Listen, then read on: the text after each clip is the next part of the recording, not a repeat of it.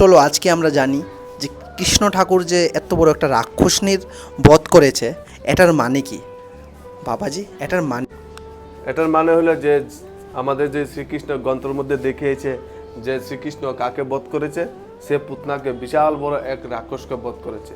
তো শ্রীকৃষ্ণ মানে কি এত ছোট্ট দেখিয়েছে, আর পুতনাকে এত বড় কেন দেখিয়েছে? দেখেন, আমাদের এই শরীরের মধ্যে আমাদের আত্মা ছোট থাকবে, এবং আমাদের শরীরের মধ্যে একটা জিনিস আছে, সেই মন।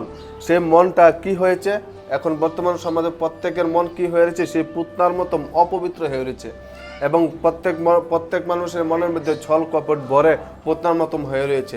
তো সেই পুতনাকে আমরা মারতে পারবো যদি আমরা সেই শ্রীকৃষ্ণ কথা শ্রবণ করতে পারি, তাহলে সেই পুতনাকে আমরা বধ করতে পারবো। যে পুতনাগতার অর্থ হয়েছে যে আমাদের শাস্ত্রের মধ্যে যে কথা কাহিনী যে লেখা হয়েছে, যে নামের পিছনে অনেক রাজ রয়েছে, সেই রাজটা হলো পুতনাগত অর্থ হয়েছে যে নাকি পবিত্র না, যে নাকি যার মনের ভিতরে ছল কপট রয়েছে, সে হয়েছে পুতনা।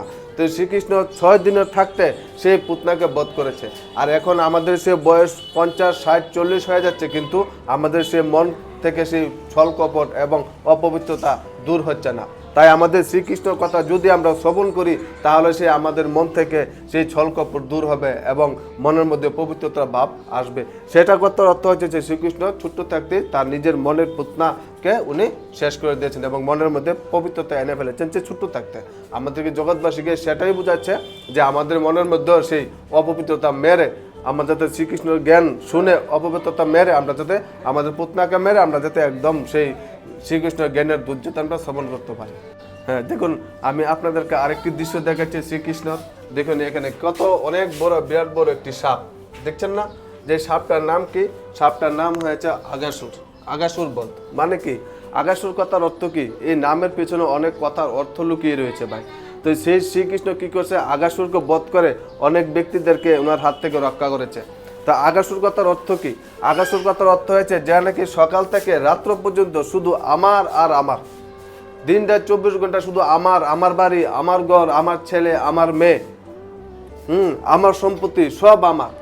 যে নাকি প্রত্যেক দিন সকাল থেকে রাত্র পর্যন্ত শুধু আমি আর আমার মধ্যে ফেসে আছে, তার কথার অর্থ হচ্ছে আগাসুর। দেখুন সে আমি এবং আমারটা, সেই শ্রীকৃষ্ণ সেই যৌবন অবস্থা, কিশোর অবস্থা, সে আমি আবার আমারকে বধ করে ফেলেছে। সে আগাসুর কথার অর্থ কি?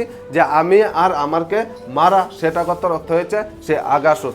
তো আগাসুরকে বধ করেছে শ্রীকৃষ্ণ কিভাবে? শ্রীকৃষ্ণ সেই পরমাত্মার জ্ঞান শ্রবণ করে তারপর সেই শ্রীকৃষ্ণ সেই আগাসুরকে বধ করেছে। তা আমাদের মনের ভিতর থেকে আগাসুরকে কি দেখেছে? সাপ।